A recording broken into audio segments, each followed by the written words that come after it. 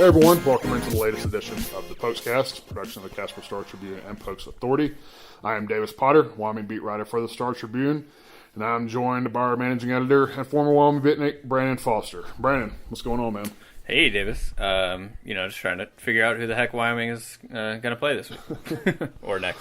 Next. Well, that answer is nobody this week, but so let's talk a little bit about basketball, and then we'll also talk a little bit of football in the second segment. And as far as basketball goes, it has, for games not being played at all, it has still been a newsy week, and Wyoming's men's and women's teams both having their games canceled because of COVID issues within the opposing program's program, I guess, which is very weird because Wyoming's, the men's team anyway, has now had 3 conference series, either postponed or canceled because of COVID issues, all that have been out of their control, which meaning they haven't had to cancel or postpone one because of their own issues within their program. So that's been a stroke of bad luck for them. But the Wyoming's men's series against San Jose State, which was supposed to be played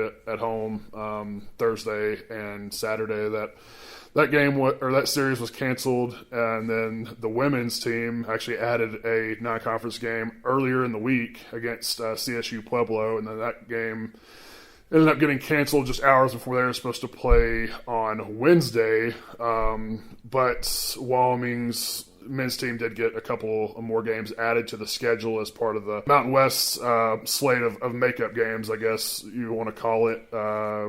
Next week, heading into the Mountain West tournament, Wyoming will play, basically splitting the difference between their first 2 series that were postponed against Utah State and UNLV. They'll play a single game at Utah State on Thursday, and then play UNLV at home next Saturday to close out the regular season. At least that's the schedule as of now. I mean, obviously this is all tentative, but Brandon, we almost got through a full Wyoming basketball season without a 9 o'clock tip, and then they throw the old 9 o'clock tip on CBS Sports Network for that UNLV game next Saturday. So literally in that sense, they saved the worst for last. Well, anything for that, TV money, you gotta take it where you can get it, I guess. So I'm glad I had my pen and notebook out as you were going through all that. Yeah, it's a lot to keep up with, man. But yeah, so again, assuming Wyoming's men's team actually plays its next game against Utah State on Thursday, they'll go 13 days in between games, and then the women's team does not have another game scheduled until the Mountain West tournament. Now, Gerald Madison, their coach, said that they may look at trying to add another non-conference game before then, but we sort of mentioned this last week, but now they're looking, as of now anyway, at the time we're recording this podcast on this Thursday afternoon, they could go almost a full month without playing until their next game in the Mountain West tournament. So that's interesting. Yeah. I don't envy being in those shoes, but that's kind of the reality that, pretty much any team in any sport is if not dealing with this year, there's always that possibility. So yeah, well, it does give us a chance to at least recap, because we haven't recorded a podcast since Wyoming actually wrapped up a series. The men's team wrapped up a series against New Mexico, so Wyoming actually did pull off its second conference sweep of the season, and had to do it sort of in reverse fashion from the way they won that opener last Wednesday, where Wyoming, they came out, guns blazing, had a 27-point lead in the first half, and watched New Mexico close that gap all the way to 2 in the second half. So certainly got dicey for the Cowboys, but ultimately they end that last game on a 12-2 run for an 83-74 win. And we talked ad nauseum about their defense and some of their defensive inefficiencies, and you knew with such a young team that, even Jeff Linder said admitted after the game, any team in that situation, let alone a young team, you get up 27 points, it's human nature, right, to just sort of take your foot off the gas, and you combine that with the fact that you know that a young team like that's going to have some defensive lapses, and New Mexico got back in that game really, really quick. I mean, they were up. Wyoming had that 27-point lead, I think, with about 6 or 7 minutes left in the first half, if I remember correctly, and New Mexico cut it to 16 at halftime. So, I mean, they did work there late in the second half, and then it sort of carried over there at the beginning of the second half. But you got to give Wyoming's team and those young kids credit for finishing the game the way they did, because that would have been just a dreadful loss. I mean, there's no way around it. You consider what New Mexico's had to go through and all their struggles, and then the fact that they had such a big lead. I mean, that would have, if New Mexico had pulled that off, it would have been the biggest comeback for a Mountain West team in conference play this season, and it might have just been overall. I know Colorado State came back from 26 down at San Diego State to beat them a few weeks back, but avoided disaster there with that win. Yeah, and I mean it feels a little bit like you're watching any college basketball game, and sometimes the narratives are obvious and everyone knows kind of what's going on, but you still see it play out and right in front of you, right? You get up big, and the coach, I'm sure, says all the right things to the players. Hey, you got to play like it's 0-0, but it's really hard to actually go out there and do that. And I think especially when you're a young team, that just adds on top of it the challenge to kind of the mental side of the game, right? To not look up at that scoreboard, and even if it's a little bit subconscious, take a little bit of comfort in that lead or whatever it may be, rather than playing with the sense of urgency that gave you the 27 point edge in the first place. So it's there are old teams that do this too. It's not just inexperienced teams, but certainly when you're as young as this team is, it's not kind of shocking, I guess, to see them have to go through it. But again, it's nice to, I guess, learn a lesson in a game where you still get a W out of it. And with everything that's, like you mentioned, going on with the end of the year and losing games here and there, it would, I think, make it all the more painful to not have to have actually given up that lead and lost that game, I guess I should say. So at least they can hang their hat on that. Yeah, absolutely. And I think the area in which they won those games was rebounding, which is hard to believe. I mean, just considering how bad statistically Wyoming's been in that category. And in those two games, as suspect as the defense was at times, they had some good defensive stretches. But for them to only get out-rebounded by one for that entire series and finish +3 on the glass in that series finale. Mm-hmm. I mean, that was a New Mexico team that, we talked about even last week going into the series, was the best offensive rebounding team in the conference coming in. And I want to say Wyoming finished on the plus side on the offensive end in rebounding margin. I might be mistaken on that. I'd have to go back and double check, but I mean, they more than held their own on the glass, and I think that's where they won that series. I mean, and Hunter Maldonado, who had pulled down a career high 16 rebounds in that series finale. You had Quan Marble, who pulled down a career high 12 rebounds. I don't know what Jeff Linder said to them before that series. I mean, I'm sure rebounding was emphasized, but that's something that's always emphasized throughout the season. I mean, that's a very important part of basketball. It's one thing to play really good first shot defense, but if you can't, if you can't rebound the misses and you give teams 3 or 4 looks on a possession, eventually they're going to score. So for them to limit New Mexico the way that they did in that aspect, I think that may just be a sign that, that this team is starting, they've played enough games at this point. I mean, we're a week away from the postseason. Some things may just be starting to click for them, and realizing, some of the effort and intensity that it does take, particularly on the defensive end, to be a really good team in any conference, let alone the Mountain West. Yeah, and I think, we talked about this before, but just kind of like the psychology of playing a season right now has got to be crazy with, every single game you play, there's nobody in the stands watching you. There's no element of home versus away really like usual. There's, these schedule changes. You don't know day to day who you're going to play. And on top of everything, you wouldn't be shocked if your season ended, midway through January. I mean, I putting myself in the coach's shoes, imagine you just kind of got to scrape for whatever little victories here and there, moral or actual victories that you can find. And,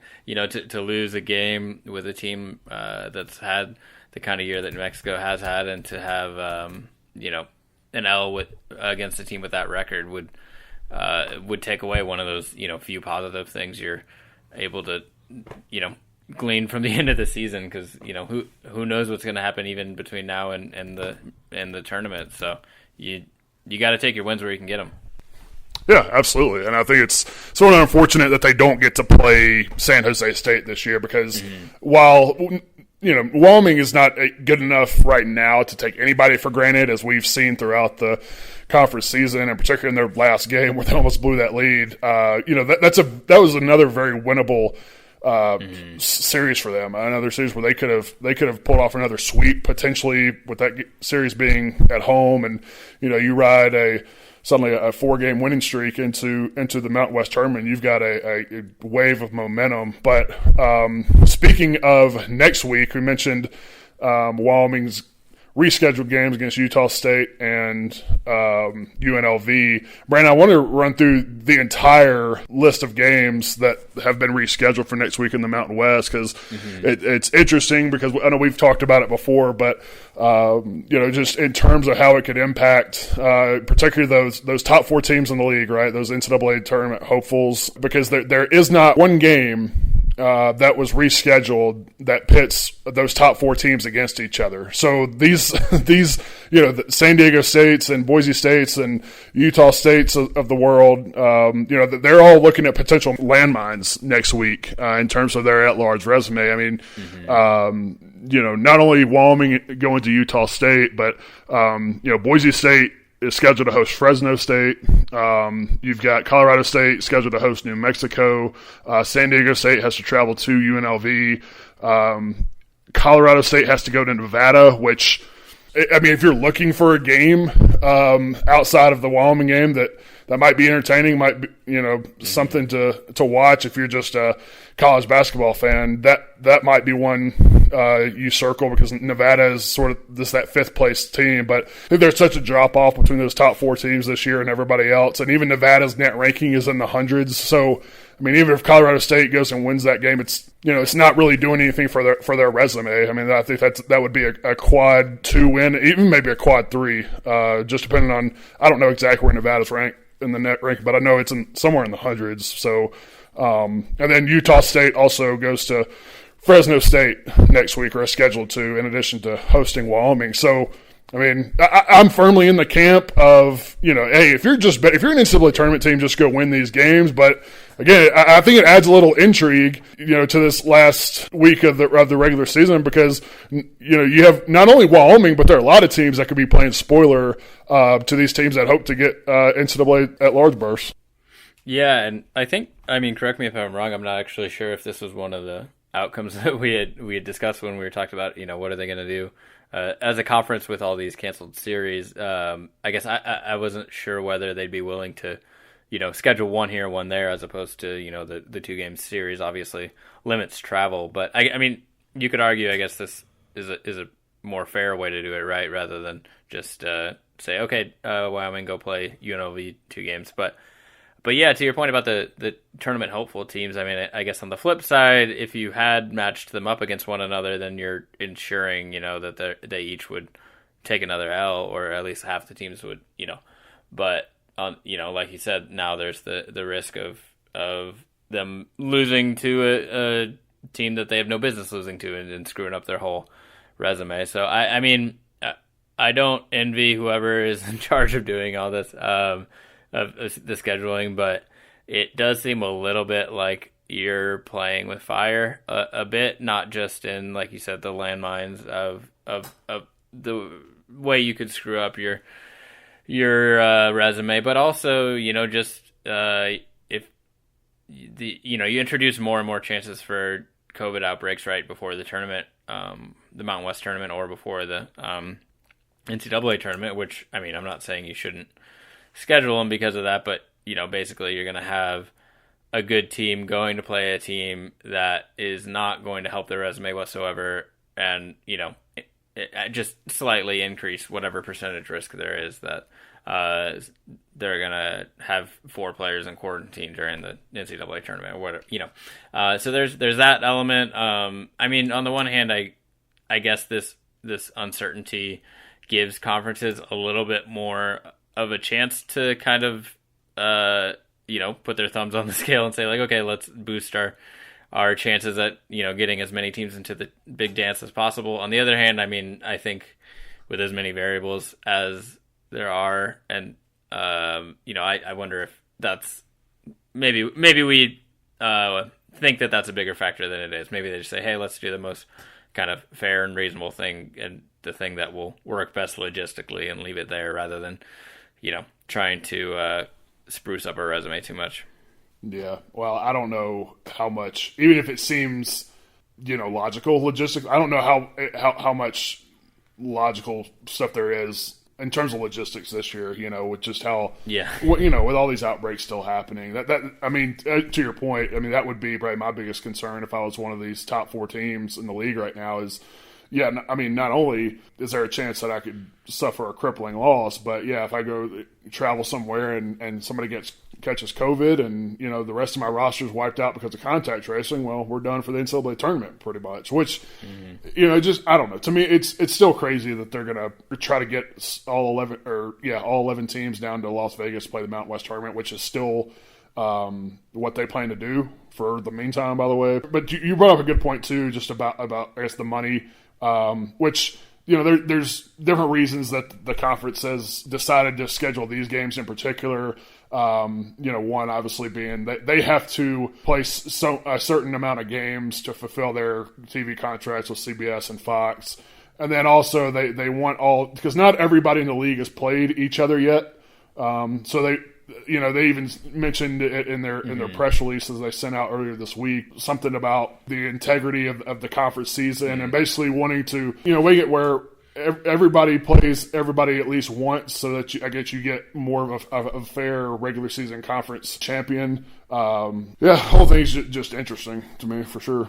Yeah, it's I mean, there's so many kind of just different shades of gray here, I guess, as far as fulfilling the TV contracts. The question of I think I agree with what we're saying about you introduce more risk COVID wise, but it's like kind of a little bit of like, well, are you going to play or not, right? Once you commit to having a season and scheduling these games in the first place, the logic is a little bit out the window when you start picking and choosing where you want to eliminate risk now that, teams maybe have resumes that you like or whatever. So I don't know. It doesn't seem like a fun job to be doing all this stuff. That's for sure. It reminds me of these stories you used to hear about the MLB schedule, which is, obviously super crazy because there's 162 games. And for like decades, there was just like this couple, like this old man and woman who actually did all of it manually. I think now it's a little bit more computerized, but I don't know how anyone does this in any sport in a normal year, at least before computers. I certainly don't understand how how you even begin to go about it during a pandemic. Right. Yeah. And what do you think about them just trying to make sure that everybody plays each other once to try to, I guess, create a more fair and balanced regular season, or I guess more accurate regular season champion? Mm-hmm. I mean, to me, it doesn't really bother me, I don't need, all these teams have played like 14 or 16 conference games at this point. Like, I don't need to see San Diego State or, Colorado State beat down New Mexico to know that, that they're worthy of being conference or they're a, conference championship caliber team when they sort of proved that throughout the course of the whole season. Yeah. I mean, I think, I don't think you have a pretty good excuse, right? If a certain team didn't play another team, it's like, hey, have you heard about this virus? But like, does that suggest then, when they say that they want to be able to say that, their regular season champ did so in a year where everybody played everyone? I mean, does that suggest that they think there's a possibility that the tournament gets called off and they're going to have to, revert back to, crowning a champion based on the regular season? That's kind of what that makes me think or wonder is, does that mean that that's a bigger possibility than we realize of, oh, hey, this regular season champ could actually mean something. That's a good point. I really hadn't even thought about that a whole lot. Just because the Mountain West, even even to this point, has stuck with the current format and has said we're playing the conference tournament, and related to that too, the conference announced earlier this week that there won't be any fans at the tournament. So, but the fact that they continue to say this is going to be played, and we're committed to getting this done and getting all these teams to Vegas. Yeah, it makes me think that the conference tournament is still going to go on. But if you're planning for every scenario, yeah, that's a good point. I mean, I hadn't even really thought about that a whole lot. So maybe that is something that they're sort of planning for, or at least an option that they have to where if they did cancel the conference tournament, that here's our regular season champion that played everybody, and I guess it would maybe give them a stronger case for that team to if they give it that large bid to the regular season champion, it's like, okay, well they really did earn it by playing everybody. Maybe that is sort of their line of thinking too. Yeah, and I mean it could be out of their hands too, right?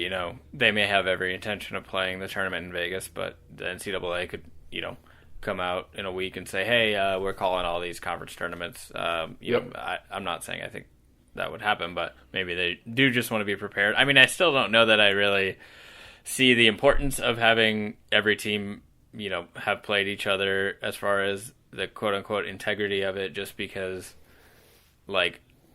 if instead of giving CSU a game against New Mexico, you had given them a different game against a better team and they win it, and at the end of the year, I mean, I'm not saying I'm picking the wrong team here, but hey, this is our champion. I'm not going to look at their resume and be like, hey, wait a minute, they played Utah State in extra time and they didn't play New Mexico. Right. So how real are they? Is this really your champion? Yeah. That seems like a thing that works a lot better in the abstract than actually in practice, if you had just kind of juiced the games to be the best games possible. I mean, I don't know at all the inner workings of this, but or what the scenarios were, but I kind of feel like TV had a big role to play with, okay, where can we fill all these slots? And they probably just didn't want to say, hey, we're playing these games because television, because that doesn't sound as pretty as the word integrity. Right. Yeah. Well, Brandon, I don't know about you, but I would tend to think that the team that has a 15-3 conference record is probably better than a team that has a 3-14 or 4-14 conference record, even if they happen to beat them one night. I would tend to think that team with that big of a discrepancy in record is probably the better team overall. That's just me, though. I mean, you got to show me their Ken Palm and their net rankings. How do I know? Yeah. So, at least it's, like I said, it adds a little bit of intrigue to the last week of the regular season. Again, assuming all these games actually do get played. But as far as Wyoming goes, their next game, as we mentioned, is scheduled for Thursday at Utah State. That game actually on FS1. So both of their remaining regular season games will be nationally televised. But, Brandon, we can go ahead and take a break there. And when we come back, we will switch to football and look at Wyoming's roster heading into the spring.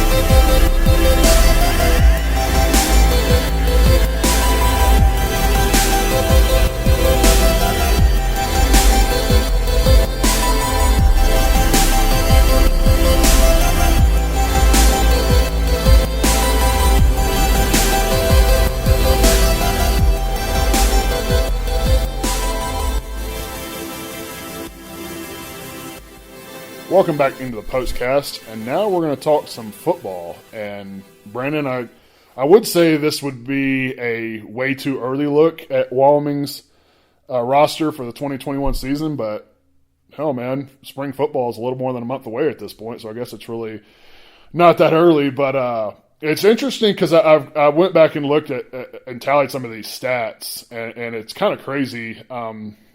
Just how much experience Wyoming still has, because you at this point they're all those seniors that have the option to come back, next season with the NCAA extending all the fall sports athletes' eligibility in response to the coronavirus pandemic. Most of those guys have made their decisions, and Wyoming's not hardly losing anybody, any significant contributors from last year's team, and those seniors that are coming back, it's sort of highlighted by Garrett Krall, that they're everything defensive end, who's their active leader in career sacks and tackles. That sort of got the ball rolling on some of these others. And then you had guys like Trey Smith, the running back, was their second leading rusher, and was really a workhorse for them once Xavier Valade got hurt late in the season. He'll be back. You've got your two starting safeties, Sayas Gandy and Braden Smith, both returning. You got your two senior offensive linemen, Alonzo Velazquez and Logan Harris, they're returning. In terms of, and then I forgot to mention Aiden Eberhardt there, who was their leading receiver last year. So really the only guys they're going to lose as of now. I mean, there's still some. I guess it's still the offseason. There's still time for guys to make decisions and enter the transfer portal and whatnot. But their punter, Nick Knoll, he's transferring. Of course, that really wasn't a surprise because he was, when he was at Cornell, he was he handled both punting and place kicking duties. And when he got to Wyoming, he was just their punter last season. And then, once John Hoyland sort of locked up that place kicking job, I think the writing was sort of on the wall for him. So I think he's going to look for somewhere that he can do both. And then Dante Crow, the Sheridan native, he's going to transfer. But outside of that, I mean, there's just not a whole lot of these significant contributors that Wyoming is losing. And I thought they were going to be experienced and deep last year. I mean, going into last season, they had more than 70% of their two deep returning. And then, so this year, I mean, you've got, even more than that. Now, I haven't gone back and looked exactly at the two deep yet because I think there's still some. I still want to see what some of it looks like, come the spring, particularly on the defensive line, because they had so much shuffling going on there with players that had opted out and guys that had gotten injured. So there was a lot of moving parts. So I'm interested to see exactly what the two deep looks like, more particularly on the defensive side of the ball. But this is going to be a team that is. I mean, I don't know. I'd have to go look at everybody else's roster in Mount West, but this has got to be maybe the most experienced season team in the Mount West heading into 2021 season. Yeah, it's that's a whole lot of names coming back that otherwise wouldn't have. And I mean, they only played the handful of games they did last year, so I certainly am glad the NCAA is doing what they're doing to not count that as a year off everyone's eligibility. But it is kind of crazy how, like, during COVID, some of the things that in normal pre-pandemic times would have been just like the biggest story of the week kind of just are like minor narratives. Like, if 5 years ago the NCAA had been like, hey, everyone gets 5 years now, so all the incredible seniors, they can come back, like, that would have been huge. And now it's just kind of like, oh yeah, that's another weird thing on top of everything. I'm curious. I feel like I've seen here and there, whether it's in football or other sports, people not choosing to take advantage of that extra year of eligibility a little bit more than maybe you would assume. And I think it speaks a little bit to how we view, these players as football players first and foremost. But, a lot of these kids are their entire lives and plans and everything aren't solely revolving around football, right? They're going to school for X number of years. They want to start a career if the NFL isn't an actual possibility for them. And, I think that plays into all that. I mean, definitely there are kids who think, oh, I need one more last shot to prove I can play at the next level. But I'm curious if you've heard kind of on a national level. I haven't really looked into it, whether there's been much of a trend of, just is it representative, I guess, for Wyoming to have this many kids choosing to come back, this many players taking advantage of that, or is that a little bit high, like percentage wise? Yeah, I think it's high percentage wise, and I think it's a different deal when you're talking about a school like Wyoming, right? Because you don't usually frankly, I don't even know if Wyoming's going to have a pro day this year. I'm still trying to work to confirm whether or not that's actually going to happen. But yeah, I mean, I would say their top draft prospect might be Xavier Valladay, and I don't think they had a huge number of guys on last year's roster that really are going to go high in this year's NFL draft. Now I think there are guys like Garrett Kroll, Trey Smith. I mean, I think some of these guys could end up getting drafted, but I think if they decide to come out and try this year, I think they probably would have been late round draft picks. So yeah, I think that has something to do with it. The fact that they can come back and sort of go through a full season again and get through that season fully healthy and have another full season of tape to put out there. I think they can probably elevate their draft stock too. But also I think some of it too is just some of these guys probably don't plan on continuing to play at the next level when they're done. So, and a lot of these guys are working on master's degrees and second master's degrees. Right. So a lot of these guys, I think they're so far into it now. It's like, well, I might as well just go ahead and finish it up in terms of their academics. So I think it's sort of twofold with Wyoming. Now, as far as other programs around the country, I mean, I haven't kept that close of tabs on it, but I don't think there are nearly as many seniors that are coming back to some of the Power 5 programs, for example. Yeah. Because I mean, it's just a different dynamic. So, but it's interesting looking at when you talk about all these players that are coming back, and again, this is as of Thursday afternoon, the time we're recording this. That's not to say maybe some of these guys that haven't made decisions, or some underclassmen may not choose to transfer later. But I mean, we're a month from spring practice. You would think guys, if they're going to leave, they would have already made that decision by now. But looking at what they have returning as of now, what's coming back is 100, all of their rushing yards, 100% of them. Everybody that had a rushing yard for Wyoming last season is slated to come back. 89% of their receptions, 92% of their receiving yards.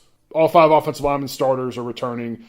They have, in terms of they're too deep on the offensive line, more than 140 combined career starts. And then when you look on the defensive side of the ball, as of now, they have every starter slated to return, and they're returning more than 94% of their tackles from last season. And by the way, that doesn't include the players that are returning that opted out last season. And a handful of those guys were going to be starters last year. When you talk about Solomon Byrd, Rome Weber, who started all but one game at safety as a redshirt freshman back in 2019, Mario Mora there at defensive tackle, who was a regular starter in 2019. I mean, that's a lot of production that you have coming back, obviously, on both sides of the ball. And, it's as much hype as Wyoming was getting last year as a team that should contend for the Mountain West. You look at this roster this year and the amount of production they have coming back. If they can stay healthy at the quarterback position and they can get Sean Chambers through a full season, I think it just sort of raises the bar on the expectations for this team going into next year.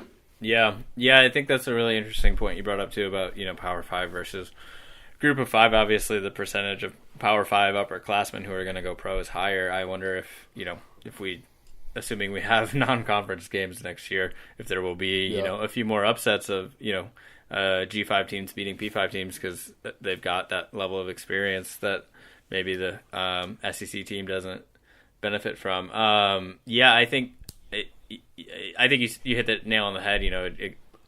It still comes down to the quarterback and the ability for the passing game to take a step forward, like we've talked about. But the parts that have worked over the last few years should only continue to work when you've got that much experience coming back at running back, at offensive line, and on defense. Those things should still be things that you can rely on, and here and there, should still win you a good number of games, even if the passing game does continue to founder. But I mean, if you can add that component on top, I think you're right that this is a very intriguing team as far as the conference goes. I mean, again, they are playing in the Mountain West, so similar situation for everyone else in the conference too. Maybe outside of Boise, you don't probably have 10 NFL prospects on each team, but so they're going to have experience too. But there's a lot to build on there. And yeah, I don't know a ton about Valladay or Smith's NFL prospects, but it's funny that those are two of the guys you bring up because the running back position is so different from every other position when you're deciding whether or not to go pro, just when it comes to how quickly the mileage can wear on you. And I mean, Brian Hill went out after his junior year, and I think some fans were like, oh, why don't you come back? And it's like, hey, he only got drafted in the 5th round or whatever, which is maybe lower than some people had expected. But, that's when you're a running back, every year that you can get paid versus the years that you play for free are valuable years because you've only got that limited shelf life at that position. And, look at, he's, backing up Todd Gurley now. Look at, Gurley as an example of somebody who was the best player in the league and then falls off a cliff 2 years in. So, or a few years in. So, yeah, it's intriguing to see running backs make that choice too. I mean, it's an even tougher call for them, I would imagine. Yeah, I think Trey Smith was maybe the biggest surprise of the seniors that chose to come back. I mean, I wasn't necessarily shocked to see any of the guys who decided to come back actually come back. But you're talking about a guy that's fixing to enter his 7th year in college as a running back. Yeah. But on the flip side of that, he's never been the featured back. He's always, Louisville, I think he got like 60, 70 combined carries in his 4 years there. And then he comes to Wyoming and his first, 4 games into his UW career, he goes down with a leg injury and misses the rest of that 2019 season. And then, last year he was X's backup until X got hurt late in the year. And, I think, he had more than 140 yards in each of the 2 games that he started. So, it's an interesting dynamic, particularly when, you're not going to necessarily be the guy with X back. You're still going to be splitting carries, but, maybe he thinks he can, he's had one season where cut short because of injury. He had another season cut short because of COVID. Maybe you come back and sort of form this really good 1-2 punch with him and stay healthy for a full 12, 13, 14 game season, however many they end up playing. Maybe he thinks that's enough to get him some real looks at the next level. And not to mention, he also has the name, right? Jimmy Smith. Yeah, his dad. That certainly doesn't hurt. When you're in the 7th round, sometimes you're like, hey, that's Jimmy Smith's kid. Is Mark Brunell's son hanging around? But I wonder if. He's also from Mississippi, like me. So. Oh, there you go. Yeah.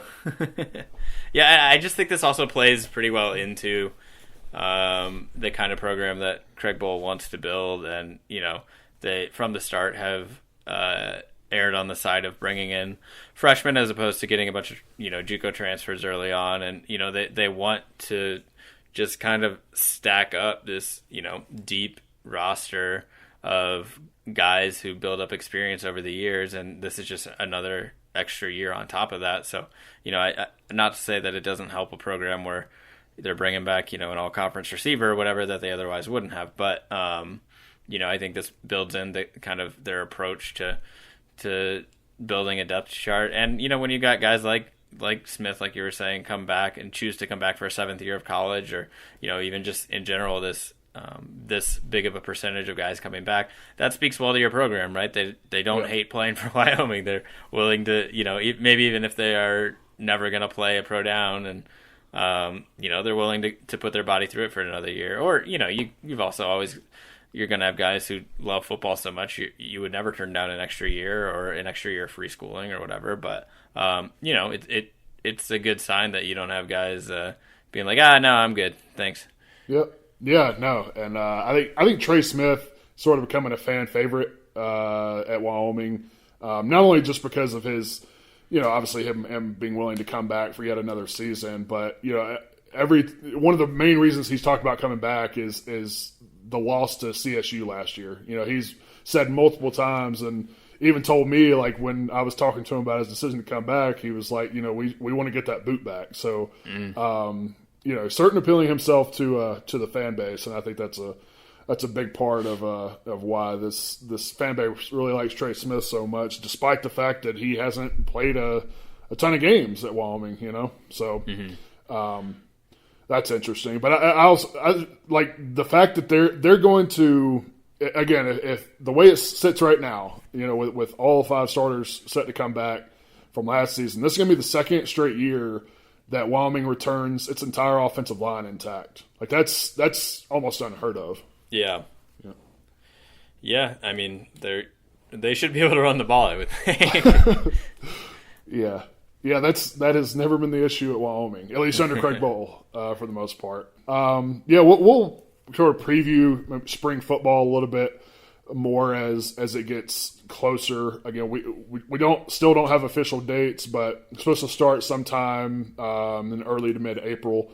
So obviously once we find those out and the school announces those, we'll report that information. But Brandon, I think we can go ahead and wrap it up there. Any parting shots before we get out of here? Yeah, not much. I guess I am just really quick, kind of curious. Have you had much chance? You know, how has media availability been? Have you had a chance to talk to many of these kids who are, you know, choosing to come back for that extra year? I mean, most of them, you know, make their announcements on social media, and you know, somehow I'll reach out to them. You know, just you know, if I'm trying to get something confirmed or, you know, talk to them a little bit more, you know, I'll do that. But yeah, we always have the option to you know, ask Wyoming to make them available for interviews. But I don't know. I mean, as soon as they put it out on social media or you know, or the school announces it, I don't know. I try not to bother him too much. Yeah. But yeah, I mean, it's been I mean, if we really wanted to talk to him, it's been no problem to get access from UW for that. Gotcha. Yeah, I guess I was just kind of trying to put myself in their shoes. I wonder if another factor is, like, you know, it's not that enticing to, like, go out into the real world right now and, like, hey man, you want to go work remotely from your parents' bedroom and apply for jobs during a recession? You know, it's like, maybe I'll play football another year. I wonder how much that plays into things. So, yeah, it's a good point. Cool, man. Well, yeah, as long as we're not talking Missouri basketball, I'm good to get out of here. Yeah, Brandon. Well, you know, that was exactly what I was about to bring up next. Falling off the face of the air. Yeah, they're falling off a cliff fast. All right, well, we'll save that for the Mizzou podcast that we don't release to anyone except my mom. Yeah. We'll save that for our NCAA tournament preview. There you go. I hope they're still in it. Yeah. No, I think they're safe to get in, but by that time they may be a double-digit seed. All right. Well, as always, stay locked into trib.com and postauthority.com for all of our coverage. You can follow us on Facebook and Twitter at Post Authority. You can follow me on Twitter at Davis E. Potter. You can follow Brandon on Twitter at DFoster91. This podcast is on iTunes, Google Play, Spotify, and Omni. So be sure to download it, subscribe, give us that 5-star rating. Appreciate all of you for listening. And Brandon, appreciate you for joining us. We'll talk to you again next week. All right, we'll see you then.